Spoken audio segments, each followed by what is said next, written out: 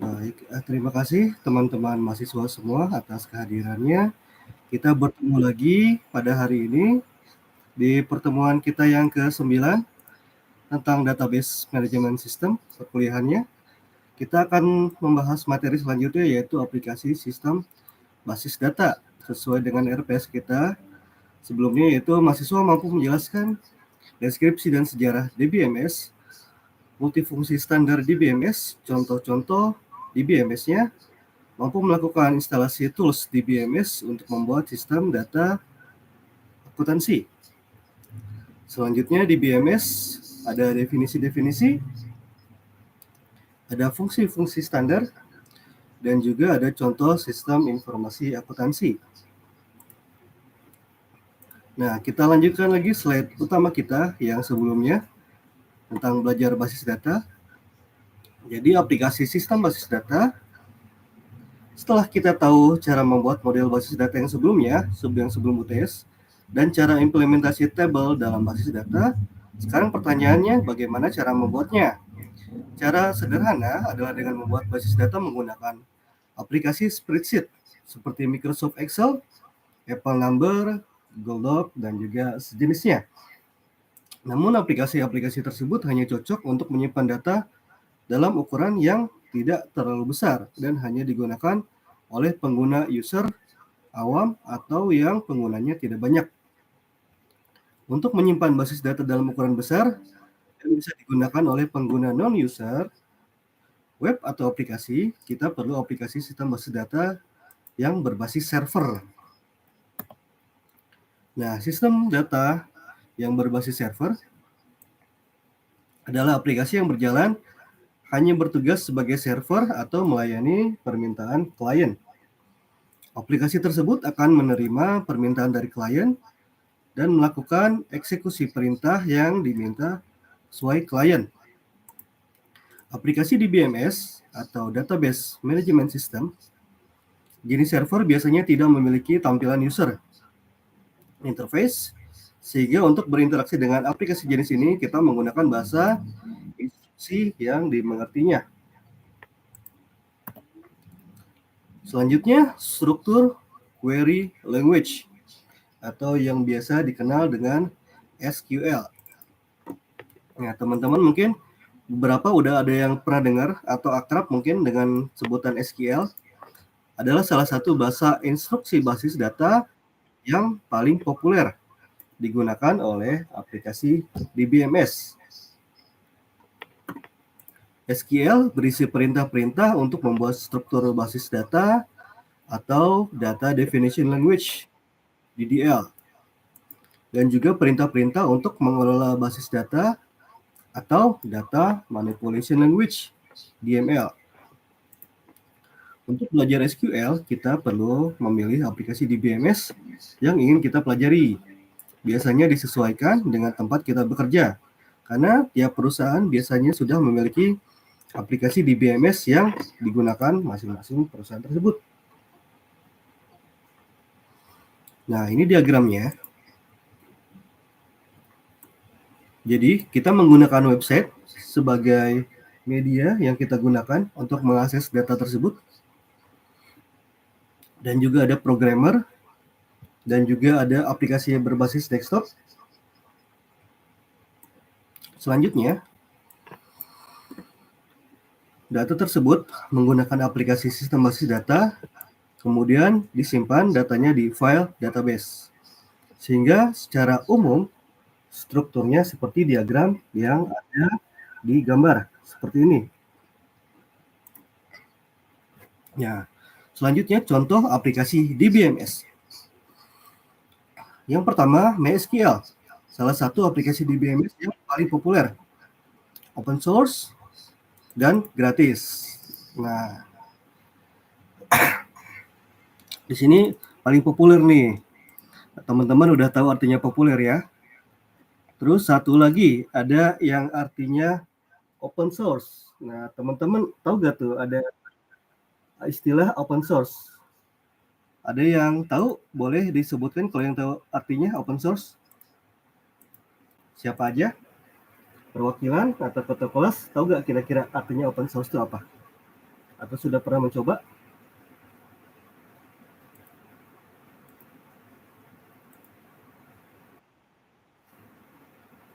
Ya, Zidan mau bantu jawab. Open source itu apa kira-kira artinya? Boleh di.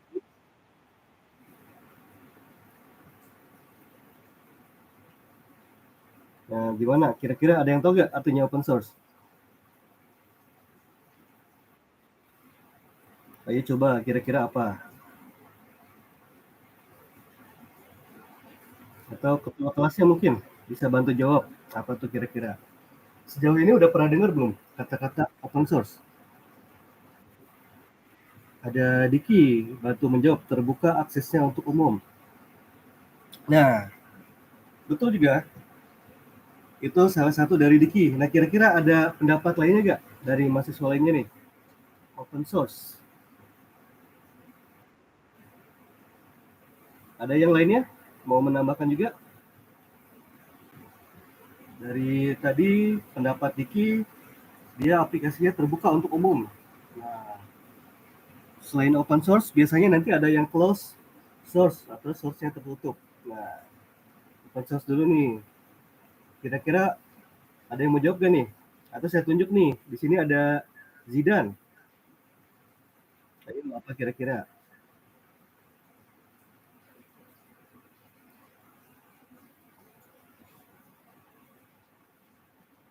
Atau masih malu-malu nih? Kita cek dulu Google ya. Nah, jadi artinya itu ada banyak.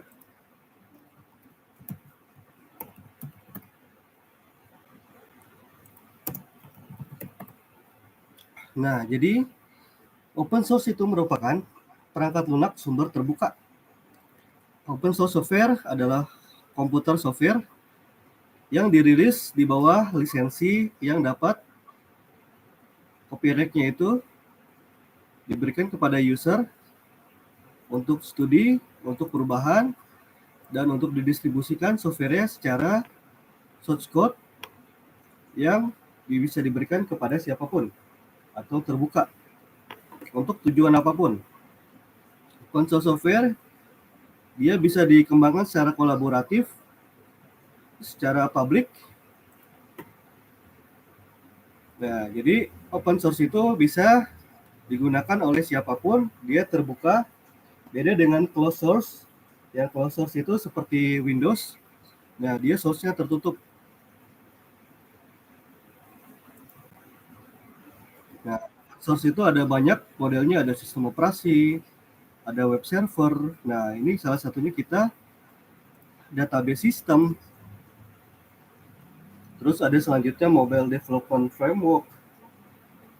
Ada juga QA, automation tool, ada big data analytic tool, Office suite, ada content management system, ada enterprise.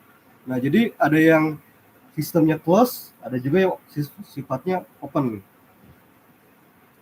Nah, sistem operasi yang close source, dia sistem operasi yang tertutup, dia ada perbandingannya. Jadi kalau yang open source kayak Android, nah makanya pengembangannya itu banyak Android.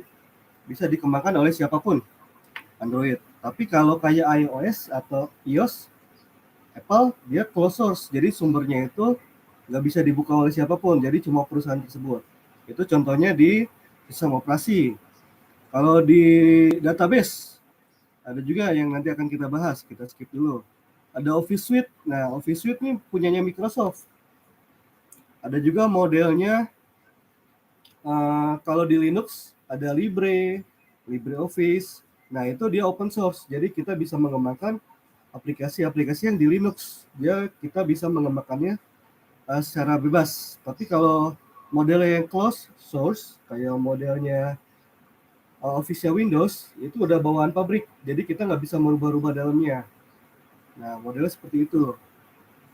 Selanjutnya ada CRM, ada ERP. Nah, ada yang modelnya ERP itu yang open source kayak Odoo. Kalau teman-teman udah pernah nyoba, nah Odoo itu open source ERP. Dia ERP dan CRM. Jadi kita bisa mengembangkan aplikasi ini oleh kita sebagai developer. Fiturnya ada banyak. Jadi dia untuk mengelola seluruh bisnis dalam satu platform. Jadi dari fitur hulu ke hilir, dia bisa di-handle oleh si Odoo tersebut. Jadi dari modelnya finance-nya, accounting-nya, terus dari human resource. Kita buka.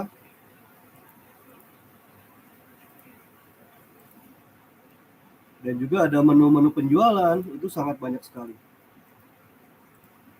Nah, dari barcode, nah dia ada divisi penjualan, dia dari divisi sales-nya itu ada POS, ada e-commerce, terus lanjut ke division support, ada marketing, ada website, ada dokumen. Di divisi manajemennya ada accounting, expense, ada HR, dan lain-lainnya. Ya, konektornya itu ada Amazon, ada eBay, ada DHL, ada UPS, ada banyak banget. Nah, itu Odoo open source. Kalau ERP yang closed source bisa modelnya kasir.id, itu dia dikembangkan oleh pabrik tersebut. Nah, kita kembali lagi. Selanjutnya contoh aplikasi di BMS. Nah, tadi open source ya dan gratis. Nanti kita akan coba pakai si MySQL ini untuk kita masing-masing. Kita develop masing-masing. Banyak sekali website yang menggunakan aplikasi ini. Kita bisa coba ke website resminya mysql.com. Nah, jadi teman-teman yang saat ini punya laptop bisa dibuka. Ini merupakan aplikasi utama dari MySQL. Nah, logonya itu lumba-lumba ya. Nah, kita bisa download. Ada documentation, ada developer zone-nya, ada berbagai macam produk, ada model cloud service, ada partner, customer yang menggunakannya. Jadi dia ada model enterprise juga. Dia ada data masking, ada firewall-nya, ada audit untuk yang premiumnya. Nah, dia banyak digunakan oleh Oracle Cloud, AWS, Amazon Web Service. Kalau teman-teman pakai Amazon, itu layanannya AWS. Dan juga banyak yang menggunakannya.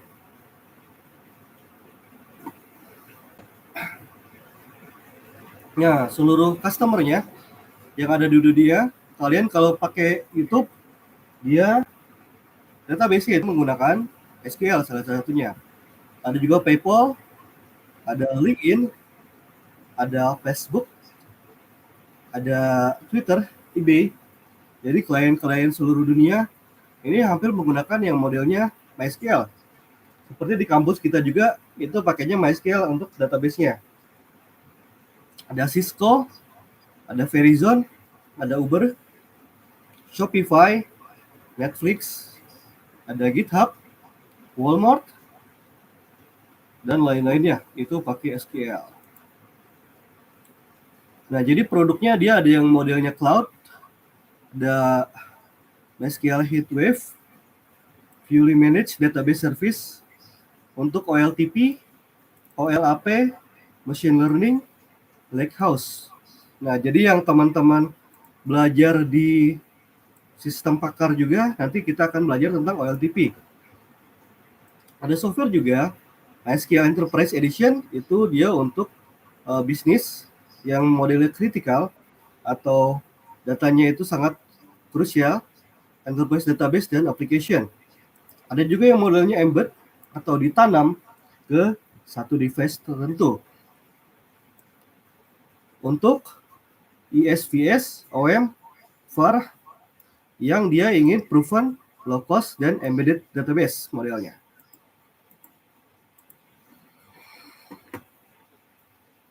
Nah, ini modelnya Heatwave. Dia untuk sosial, e-commerce, gaming. Nah, jadi untuk yang game-game juga sebenarnya itu database-nya pakai SQL juga, yang senang main game.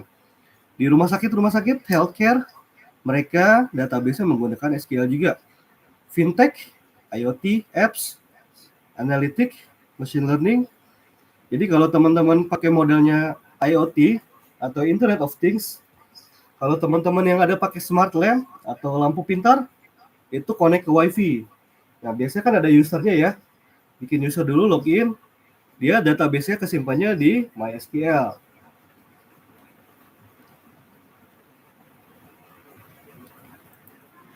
Nah, selanjutnya ada juga versi enterprise-nya. Jadi dari router, dari dia fiturnya sangat lengkap sekali.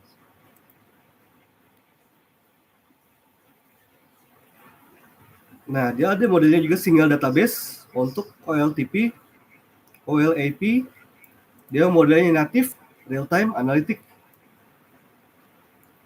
Terus performanya juga banyak. Ada yang bisa sampai 3.500 kali lebih cepat. Ada Amazon RDS. Ada yang lebih cepat lagi 1.400 kali lipat dari Amazon Aurora. 4 kali lebih cepat dari Snowflake. Nah, kalau teman-teman yang udah kerja di kantoran bakal familiar nih dengan Amazon, dengan Snowflake.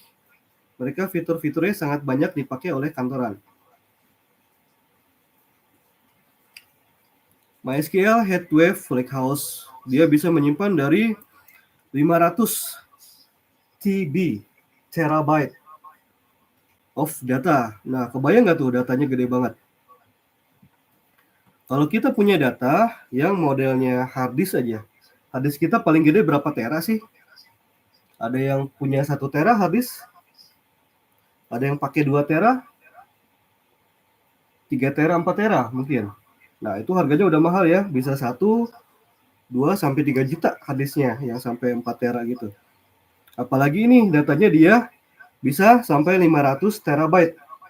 Itu kebayang tuh, kayak ngumpulin 500 hard disk di meja kalian. Jadi ini sangat besar sekali kapasitas datanya itu. Nah, jadi perkumpulan dari data-data tersebut, jika kalian menggunakan media sosial seperti Instagram, Facebook, dan lain-lainnya, itu datanya sangat banyak terkumpul dari seluruh dunia. Dan datanya itu bisa macam-macam modelnya. Kalau untuk Microsoft ada juga yang karena saking untuk menghemat dari expense dari dia menggunakan server, dia ada server yang menggunakan di bawah laut. Jadi biar nggak usah sewa AC, jadi biar suhunya itu stabil, dia pendinginnya pakai yang di bawah laut. Jadi biar maintenance-nya itu lebih gampang juga. Jadi dia maintenance-nya berapa tahun sekali, terus dia di bawah laut, jadi minim resiko kayak gempa bumi, gedung runtuh yang ada di darat atau gunung berapi. Jadi kalau di dalam laut itu ada kelebihan-kelebihannya tersendiri. Selanjutnya juga dia ada MySQL itu ada partner ekosistemnya.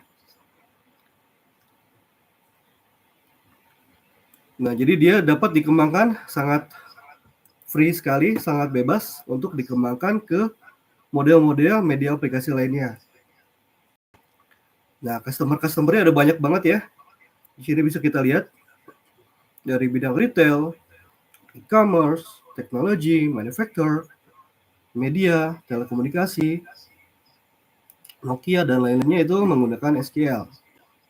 Jadi hampir seluruh dunia ini sebenarnya menggunakan SQL. Kita bisa cek Google.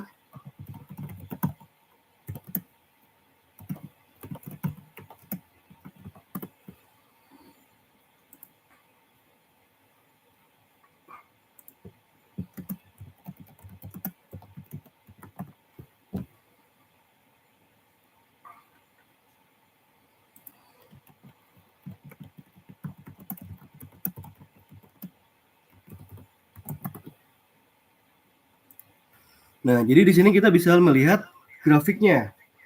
Nah, jadi di sini di dunia ada banyak model-modelnya. Di sini dari 2022 Developer Survey. Nah, teman-teman bisa tahu tuh bahwa dari seluruh 63.000 responden, dia 46% menggunakan MySQL. Selanjutnya, banyak yang menggunakan Postgre, ada SQLite, MongoDB, ada Microsoft, ada MariaDB, ada yang pakai Oracle, Dan juga ada yang pakai Firebase real time database punyanya Google. Ini di 2022. Nah, selanjutnya ada juga most popular database. Nah, ini persentasenya bisa berubah-ubah tergantung responden dan juga media yang digunakan.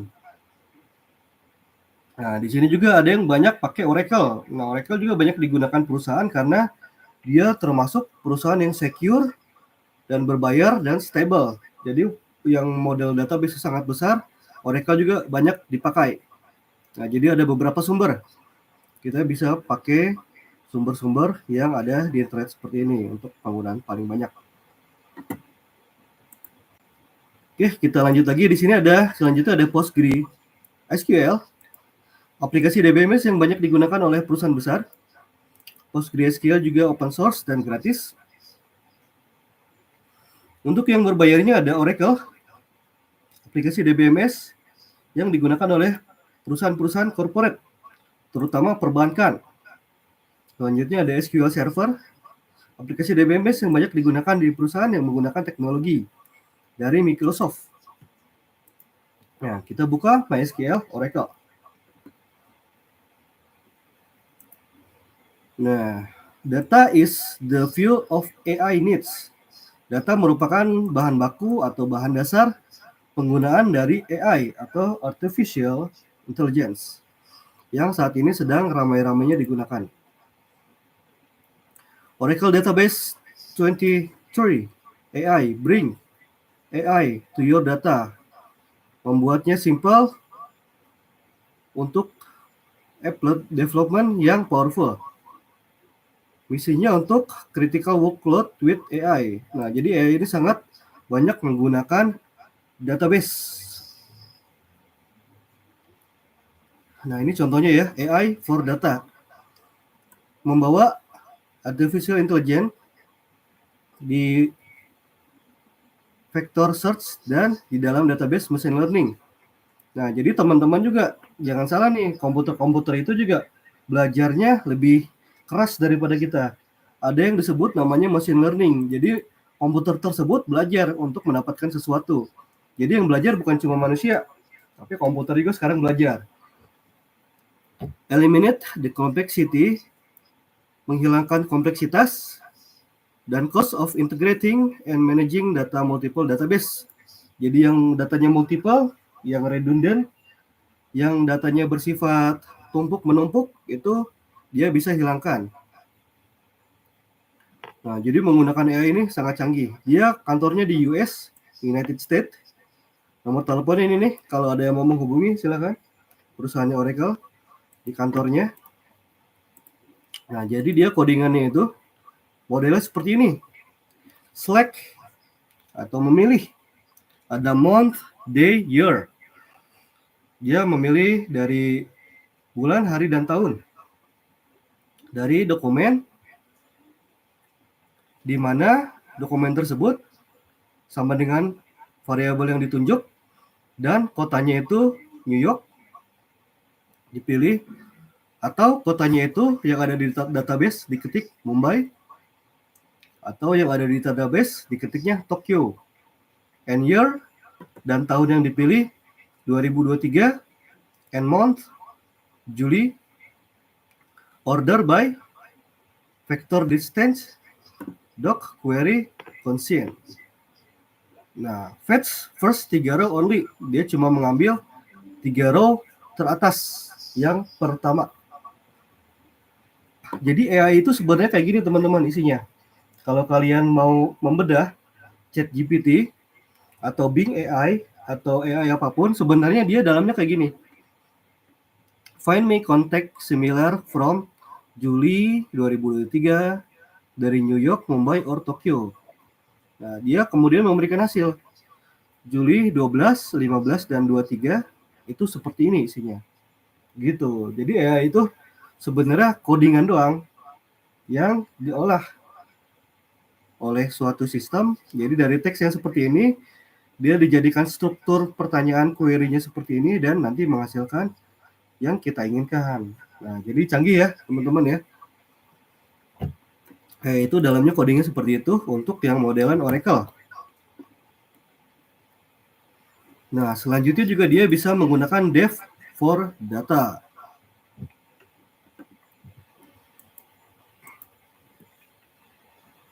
Nah, jadi si Oracle tersebut sebenarnya sih bahasa-bahasanya hampir sama-sama aja. Di create, di MySQL juga create juga. Create itu artinya dia membuat database baru atau table baru. Create JSON, duality view, student schedule, student. Jadi namanya student itu STUID, name-nya itu sname, major-nya itu jadi major, schedule, course-nya, pelajarannya ada time, ada course pelajaran, ada course ID, CID, ada room, ada teacher, ada di ANES, teacher-nya T-name, teacher name. Nah, kita kan sebelumnya udah belajar yang ERD ya sebelumnya ya, pembuatan table-table. Nah, ini juga dari table-table juga nih asalnya. Jadi ketika kita membuat satu aplikasi seperti mobile seperti ini, dalamnya itu ternyata strukturnya kayak gini teman-teman.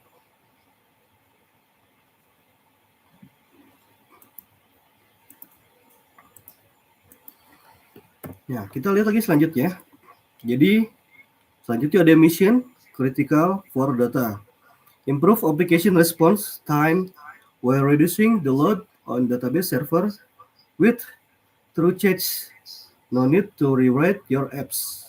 Nah, jadi yang model-model critical data bisa menggunakan SQL ini yang dari Oracle.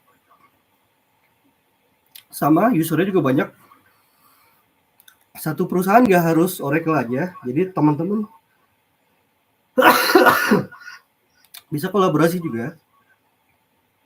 Jadi divisi tertentu bisa pakai SQL, divisi lain pakai Oracle, itu bisa juga kemudian nanti digabungkan.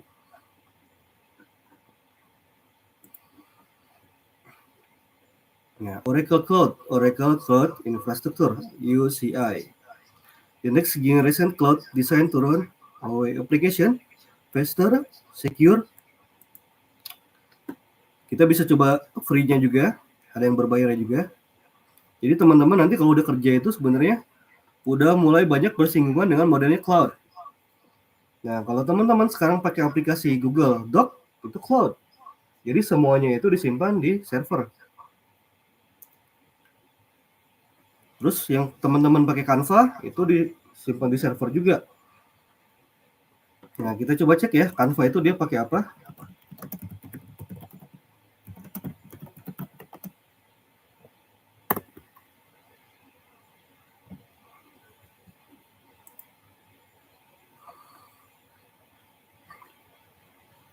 Nah, untuk database-nya juga, Canva juga menyediakan fitur untuk import dari database. Nah, jadi bisa terintegrasi juga. Nah, model-model cloud itu biasanya pakai Oracle atau yang modelnya tadi ya, Oracle Cloud ini. Nah, nanti kalau teman-teman yang senang database, dia ada modelnya Analytic and Business Intelligence. Nah, jadi intelligence itu bukan cuma mata-mata doang. Jadi di database juga ada intelligence. Jadi dia dari seluruh data itu dianalisis sehingga menghasilkan informasi yang diinginkan. AI, machine learning, networking, dan lain-lainnya ini bisa menggunakan si Oracle tersebut. Oke, kita kembali lagi ke materi. Nah, itu untuk materinya DBMS. Nanti kita akan mencoba selanjutnya di aplikasi MySQL. Kita akan coba praktik langsung. Nah, jadi teman-teman,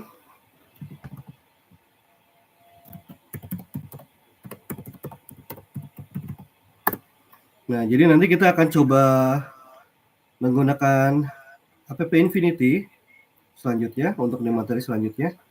Jadi nanti kita bisa create akun di app Infinity ini. Kita bisa mencoba secara langsung dari MySQL tersebut. Nah, ini saya coba-coba aja dulu ya.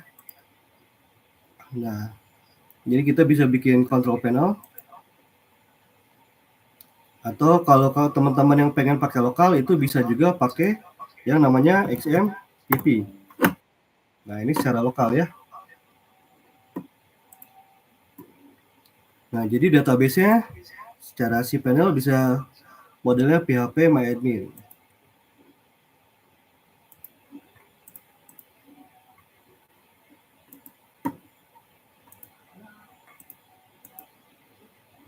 Nah, jadi ini PHP MyAdmin untuk mengelola SQL. Tampilannya seperti ini. Nanti akan kita coba di pertemuan selanjutnya. Baik, untuk pertemuan saat ini kita cukupkan dulu.